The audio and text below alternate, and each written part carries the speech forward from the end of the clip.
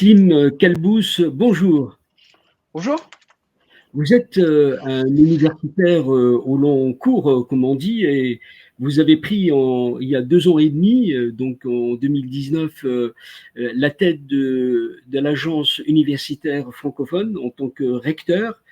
2 ans et demi après, est-ce que vous avez le sentiment, après avoir adopté la stratégie 2021-2025, le sentiment aujourd'hui que vous êtes complètement à jour au niveau du tableau de bord pour véritablement mener la révolution que vous souhaitez mener, justement? Je le pense. Alors, je pense qu'on est sur la bonne voie. Tout n'est pas fait parce qu'il reste encore beaucoup de choses à faire. Mais effectivement, l'idée, c'était de renouveler un petit peu la francophonie. C'est un objectif qui est partagé par plusieurs opérateurs hein, dans la famille francophone en général.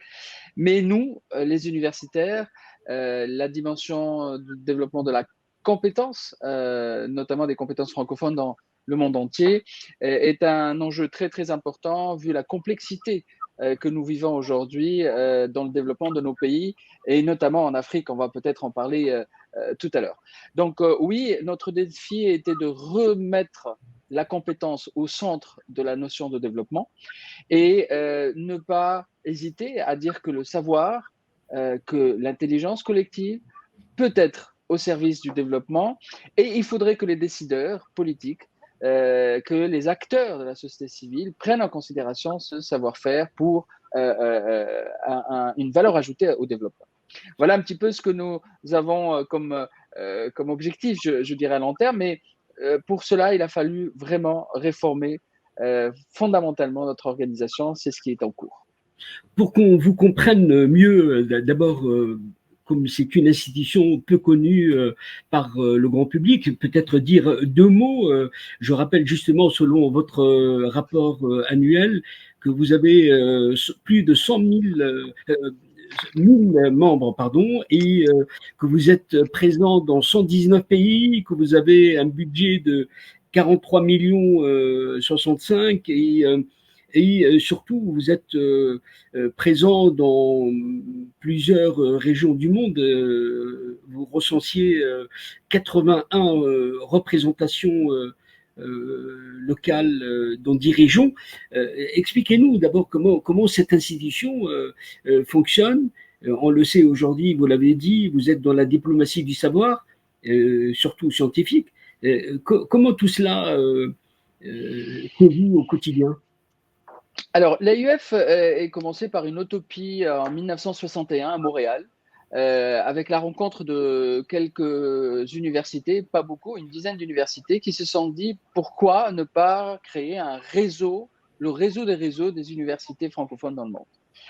Et maintenant, 60 ans après, nous sommes aujourd'hui plus de 1000 universités et centres de recherche membres de notre organisation. Aujourd'hui, cela fait de l'AUF le premier réseau universitaire au monde et de loin, parce qu'il y a d'autres réseaux, mais qui sont beaucoup plus importants en termes d'étendue, en nombre de pays et en termes de membres. Donc, nous sommes très fiers de ce réseau. C'est un réseau effectivement qui est présent sur les 5 continents. Nous avons une organisation administrative autour de 10 régions du monde. Et comme vous l'avez bien dit, les plus de 1000 membres qui sont chez nous viennent de 120 pays différents. Ça veut dire quoi? Ça veut dire qu'on est très au-delà du monde francophone. Le monde francophone est à peu près formé d'une cinquantaine de pays, mais nous sommes présents dans 120 pays. Cela veut dire que nous nous adressons à tous, parce que le savoir n'a pas de frontières culturelles, linguistiques, bien au contraire. Certes, nous sommes francophones et nous mettons en valeur ce que peut apporter la langue française en termes de savoir et de sciences, mais nous travaillons avec tous et nous valorisons le plurilinguisme pour le développement par les sciences. Donc, nous travaillons dans les pays francophones de manière assez classique et nous accompagnons les pays dans leur réforme du système éducatif universitaire, mais par ailleurs, nous travaillons aussi beaucoup dans les pays non francophones, mais qui voudraient développer des projets de coopération, des projets de mobilisation, de mobilité entre leur pays et l'espace scientifique francophone. Voilà en gros ce que nous faisons. Alors, c'est une organisation en plein développement, hein. Nous avons une augmentation de 20% de notre budget pendant les 2 dernières années, pendant les années de Covid. alors que tout le monde se plaint d'une baisse de régime. Alors, je sais qu'il y a beaucoup de connaisseurs en économie dans votre audience. Et donc, nous sommes très, très fiers aussi d'avoir pu convaincre des bailleurs de fonds publics à travers les gouvernements, mais surtout les bailleurs de fonds privés à travers des fonds compétitifs auxquels nous soumettons nos projets et nous arrivons aujourd'hui de plus en plus à décrocher des contrats de financement. Je rappelle que l'AUF est une organisation à but non lucratif, et c'est une organisation d'aide au développement et que tout l'argent que nous récupérons par les contrats de partenariat sont reversés pour l'aide au développement par le savoir. Système éducatif, primaire, secondaire, notamment dans la formation des formateurs, les systèmes d'orientation, et puis surtout le système universitaire par la réforme sur l'ensemble des éléments qui les touchent. Voilà, la stratégie 2025 auquel vous avez fait référence tourne autour de 5 axes principaux. Je vais juste vous le citer très rapidement et après on peut développer les arguments, les éléments que vous souhaitez. Mais c'est d'abord essentiellement le développement de la question de l'employabilité des diplômés du supérieur, où il y a un chômage extraordinaire, paradoxalement, dans des pays qui manquent de compétences. Donc, ça, c'est un cheval de bataille très, très important pour nous. Ensuite, la question du numérique, le numérique éducatif, mais aussi le numérique comme aide à la gouvernance et à la bonne gouvernance. Il y a également l'élément de la recherche, mais pas de la recherche académique classique, mais de la recherche au service du développement des pays. Nous travaillons beaucoup, beaucoup sur la coopération internationale et sur la mise en commun des réseaux et des compétences à travers le monde. Voilà, essentiellement, il y en a d'autres, mais essentiellement, quelques éléments clés de cette stratégie. Est-ce que vous avez vraiment les moyens de transformer la réalité que vous venez d'indiquer?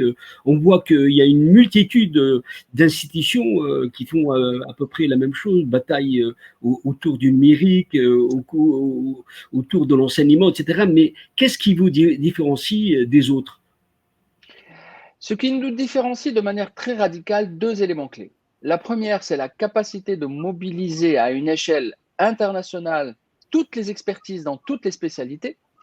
Cette présence dans 120 pays différents nous permet de mobiliser des experts de toutes les disciplines, de toutes les langues, de toutes les spécialités. Ça, c'est le premier élément.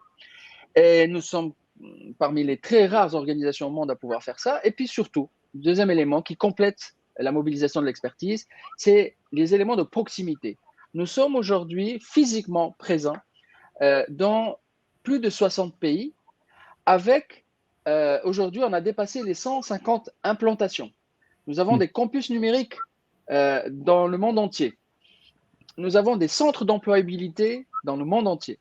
Nous avons également des bureaux nationaux de représentation parce que la dimension aujourd'hui politique est devenue très importante. On a compris qu'on ne pouvait pas transformer les systèmes éducatifs universitaires si on n'avait pas l'adhésion, l'appui et la coopération des décideurs politiques. Et donc, nous avons aussi aujourd'hui des bureaux nationaux.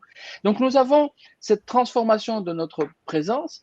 Dans les pays où on n'a pas de bureau, on a ce qu'on appelle les référents scientifiques.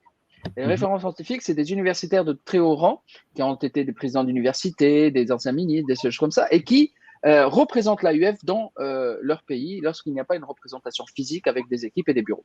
Donc, une proximité de terrain inégalable. Alors, il y a des organisations qui peuvent être plus riches que nous, mais ils n'ont pas cette proximité. Souvent, il y a un problème dans la coopération universitaire et la coopération scientifique, c'est que ça commence avec une action amicale ou suite à un événement, et puis après, ça s'essouffle très vite parce que il n'y a pas de représentation locale. Nous, on est capable de faire ça. Ça fait 60 ans qu'on est implanté dans ces différents pays.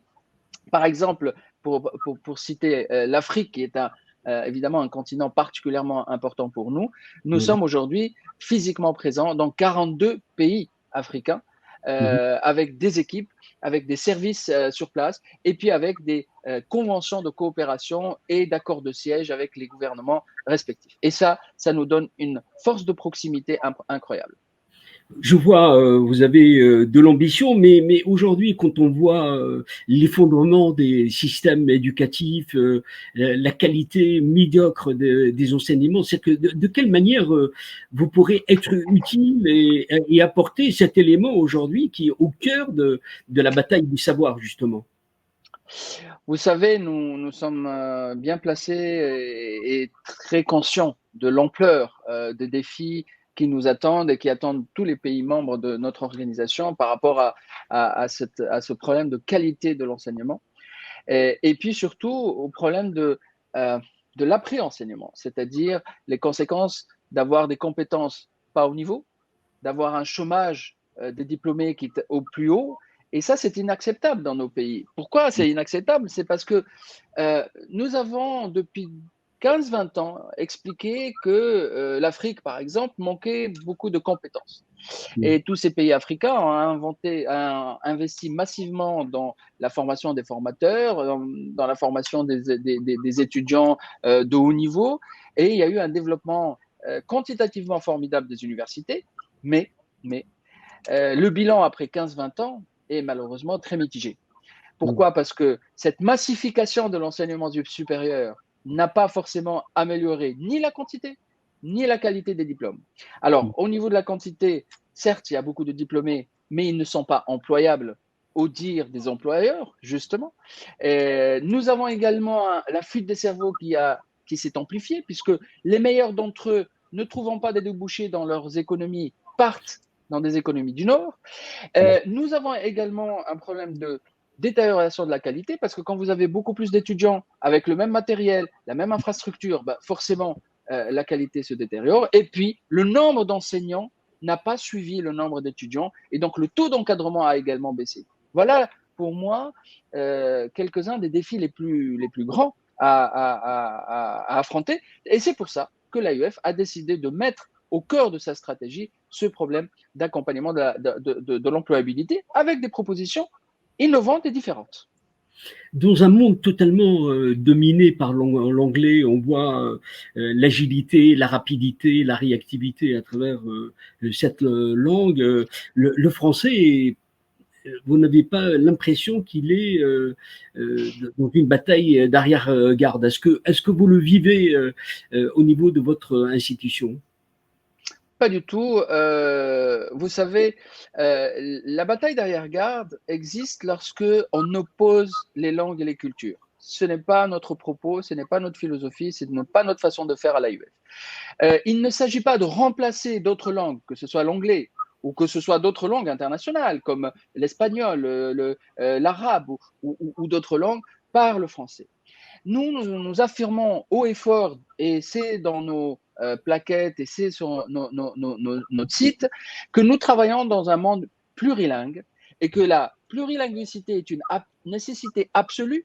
Nous sommes des universitaires et nous ne pouvons certainement pas dire le contraire. Nous incitons nos étudiants à apprendre le plus de langues possible. Nous pensons qu'à chaque fois qu'un étudiant, qu'un jeune apprend une langue supplémentaire, c'est des outils supplémentaires, c'est un savoir-faire supplémentaire, c'est une culture supplémentaire. Donc la question pour nous est réglée. Nous ne sommes pas contre les autres langues, nous sommes à côté des autres langues. Simplement, nous sommes une organisation qui fait partie d'un mouvement mondial de la promotion de la francophonie. Ça veut dire quoi? Ça veut dire que notre rôle est aussi de mettre en valeur ce que peut apporter la langue française à des jeunes qui demain aspirent à avoir une carrière internationale, qui aspirent à avoir une meilleure vie. Et je précise quelque chose. Je suis toujours étonné d'entendre dans certains de nos pays opposer l'anglais au français ou à d'autres langues. Aujourd'hui, on sait que le monde a besoin de plusieurs langues. On sait que les jeunes sont capables d'apprendre plusieurs langues dès leur toute petite jeunesse, c'est-à-dire dès le primaire. Et ce sont des forces supplémentaires qui peuvent être données au pays. Alors, introduire l'anglais, par exemple, dans certains pays francophones, moi, je ne suis non seulement pas contre, mais je trouve ça excellent.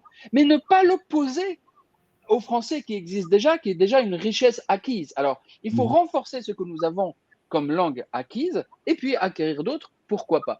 Donc voilà, nous sommes vraiment dans un état d'esprit très ouvert qui accompagne la réalité du monde, parce que cette tendance à la plurilinguicité, aussi bien au niveau international que local, les gens aujourd'hui tiennent aussi, alors ils veulent parler leur langue à l'international, mais tiennent aussi à leur langue d'identité, leur langue ancestrale. Et tout ça n'est pas contradictoire dans le monde d'aujourd'hui, ça fait partie de l'évolution du monde. Vous avez souligné, vous avez un axe central qui est aussi l'entrepreneuriat. C'est-à-dire qu'aujourd'hui, on voit qu'il y a un vrai problème comment transformer les connaissances en compétences. Est-ce que cela a une traduction à travers vos outils pour accélérer cette culture qui manque tant, notamment à l'Afrique? Je suis d'accord avec vous, c'est une culture qui manque. Alors, nous avons une position très claire à l'AUF concernant la question de l'entrepreneuriat. D'abord, on précise que l'entrepreneuriat est une des solutions et n'est pas la solution au chômage. Parce que souvent, on a induit un certain nombre de personnes en faisant Oui, croire que tout porteur de diplôme de l'université pourrait devenir demain un entrepreneur oui, et créer des emplois. Ce n'est pas vrai. On le sait avec le recul, avec l'expérience. Maintenant, on sait que ce n'est pas vrai. En revanche, c'est une des solutions intéressantes. Mais pour qu'elle puisse réussir, euh, cette solution doit se faire sur le long terme. On ne peut pas se contenter de parler de l'entrepreneuriat à la fin d'un cursus universitaire quand le jeune a déjà plus de 20 ans et qui n'a jamais pensé ou été préparé à l'idée de prendre de l'initiative. Donc la question de la prise d'initiative, la question de la curiosité, la question de l'organisation, c'est ça l'entrepreneuriat en fin de compte. Ça oui. doit se faire progressivement du primaire vers le secondaire et ensuite se concrétiser au supérieur pour qu'il sorte à la fois avec un diplôme et avec un projet. Donc, Oui. qu'est-ce qu'on propose concrètement à l'AUF par rapport à ce sujet? Nous disons, nous allons proposer des formations à l'esprit entrepreneurial à tous. Oui. L'esprit entrepreneurial, ce sont des compétences. C'est des compétences de prise d'initiative, c'est des compétences de gens qui sont bien organisés, c'est des compétences de culture générale. Et ça, c'est valable pour toutes les disciplines, pour tous les âges et à tout moment. Mais nous faisons par ailleurs un programme de formation pour des enseignants qui veulent devenir des coachs, des tuteurs, des conseillers, et non pas un enseignant classique. Ces coachs ont pour rôle de détecter parmi tous les jeunes qui suivent les formations de l'esprit entrepreneurial ceux Oui. qui ont un profil type qui est capable d'aller jusqu'au bout de la chaîne de valeur créative. Et c'est ces gens-là que nous récupérons et à qui on propose un accompagnement pour aller jusqu'à la création d'une entreprise ou d'une start-up. Et d'ailleurs, nous proposons aujourd'hui au gouvernement dans les pays dans lesquels nous sommes présents d'améliorer le taux de réussite des incubateurs. Pourquoi les incubateurs africains échouent souvent? Parce que une des raisons, il y en a plusieurs, mais une des raisons principales, c'est qu'il n'y a pas de sélection à l'entrée des candidats. Et donc, nous proposons une approche de pré-incubation, c'est un apprentissage de l'entrepreneuriat et une sélection des profils qui sont à même d'aller jusqu'au bout. Voilà un petit peu l'innovation. Et d'ailleurs, aujourd'hui, nous avons dans 10 pays africains lancé avec les ministères de l'enseignement supérieur respectifs le statut d'étudiant entrepreneur. Ce statut d'étudiant entrepreneur est une grande innovation. L'idée, c'est que je l'avais lancé quand j'étais ministre de l'enseignement supérieur et de la recherche en Tunisie. C'est un projet qui a très très bien réussi. Et à partir du projet pilote en Tunisie puis au Maroc, aujourd'hui, on va l'implémenter dans 8 pays d'Afrique subsaharienne. Il s'agit de proposer à des étudiants qui le veulent de suivre des formations en entrepreneuriat parallèlement à leurs études. Petit à petit, plus ils avancent dans le programme, il y a les matières optionnelles ou spécifiques qui sont remplacées par le projet entrepreneurial de l'étudiant. Et ceux qui arrivent à réussir sur ce programme, eh ben, ils sortent au bout des quelques années d'études, 2 ans, 3 ans, peu importe du diplôme, à la fois avec leur diplôme, mais en même temps un projet en poche où ils ont eu un coach professionnel et en même temps un coach académique qui les ont accompagnés pendant toute la durée de leurs études. Voilà. Comment les problèmes, notamment de la révolution que nous vivons aujourd'hui en termes d'intelligence artificielle et autres, où des métiers entiers vont disparaître, est-ce que ces questions-là sont véritablement posées à votre institution, même si ces questions vous dépassent largement? Bien sûr, c'est des questions aujourd'hui de civilisationnelles, je dirais même. Hein, cette question d'intelligence artificielle, je pense que beaucoup de gens commencent aujourd'hui à prendre conscience de l'ampleur de cette évolution. Comment c'est Mais vécu par vous? alors, comment c'est vécu par nous? Ben, nous, on fait ce qu'on sait faire le mieux, c'est mobiliser l'expertise pour nous dire qu'est-ce qu'il faudrait faire face à ces évolutions. Oui. Et donc, d'ailleurs, dans le cadre de notre événement annuel, parce que nous avons un grand événement annuel chaque année qui s'appelle la Semaine mondiale de la francophonie scientifique. Cette année, d'ailleurs, je vous l'annonce, il aura lieu du 25 au 28 octobre au Caire. Et je suis très heureux que la Semaine mondiale de la francophonie scientifique ait lieu dans un pays arabophone et anglophone, et qui accepte et qui demande à accueillir un grand événement francophone comme celui-là. Et ça, c'est un clin d'œil à la question du plurilinguisme qu'on évoquait tout à l'heure. et donc, la question, dans le cadre de cet événement, nous allons parler de l'impact de l'intelligence artificielle sur la vie du citoyen au quotidien. Parce que ce n'est pas tant l'évolution technologique qui inquiète, parce que l'évolution technologique est naturelle, elle va continuer d'ailleurs, elle existe, elle va continuer. On aura toujours de super ingénieurs qui vont améliorer encore plus les performances de cette technologie. Mais ce que nous n'arrivons pas encore à bien comprendre, à bien saisir, c'est l'impact de ces changements sur notre vie tous les jours. Notre vie en tant que consommateur, notre vie en tant que citoyen, notre vie en tant que tout simplement membre d'une société. Et donc, nous mobilisons des sociologues, des historiens, des juristes, des experts de l'éthique qui vont nous expliquer comment articuler ces évolutions technologiques incroyables, inattendues il y a à peine quelques années, par l'intelligence artificielle sur la vie du quotidien. Alors, j'ai envie, même si vous êtes là depuis 2 ans et demi, avoir ce retour d'expérience. Vous êtes passé de l'universitaire que vous étiez en Tunisie à la tête de l'institution, l'AUF.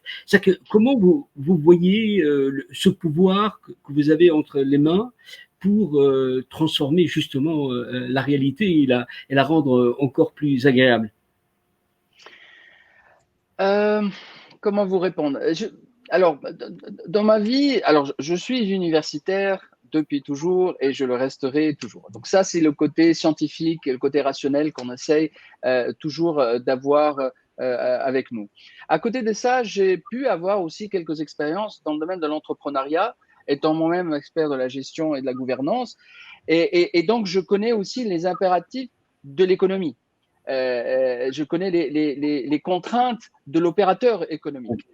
Ça, c'est la deuxième composante. Et j'ai eu la chance, sans avoir fait vraiment une carrière politique, j'ai eu la chance d'être pendant presque 4 ans ministre dans un gouvernement, dans un pays en développement, justement, et qui m'a permis de mieux comprendre les enjeux au niveau international, les enjeux politiques, les enjeux d'équilibre interne. Alors, compétences politiques, plus la compétence entrepreneuriale, mêlée à la compétence scientifique d'un professeur, je pense, permet de donner quelques éléments de réponse à la complexité du monde que nous vivons, et j'essaie d'aider mon organisation dans ce sens-là. Je ne suis pas le seul. L'avantage de notre organisation, c'est que nous sommes beaucoup d'universitaires, mais des universitaires tournés vers la gouvernance, tournés vers le management, et non pas forcément seulement vers l'aspect théorique ou fondamental de la science. Rendez-vous donc à la 2e semaine mondiale de la francophonie scientifique, qui, vous l'avez dit, aura lieu en Égypte. Je vous remercie d'avoir été avec nous et d'avoir permis de mieux comprendre ce qu'est cette agence universitaire francophone, sa vocation et puis son domaine d'excellence qui est le savoir, la connaissance et surtout comment acquérir les compétences. Merci d'avoir été avec nous.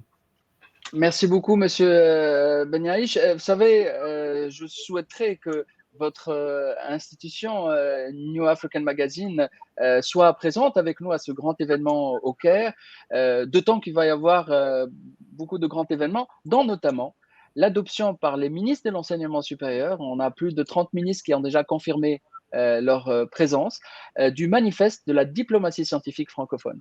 Alors, c'est la première fois qu'il va y avoir un document qui explicite précisément qu'est-ce que c'est que la diplomatie scientifique et qu'est-ce qu'elle peut apporter à cette complexité du monde qu'on évoquait tout à l'heure. Merci de l'invitation.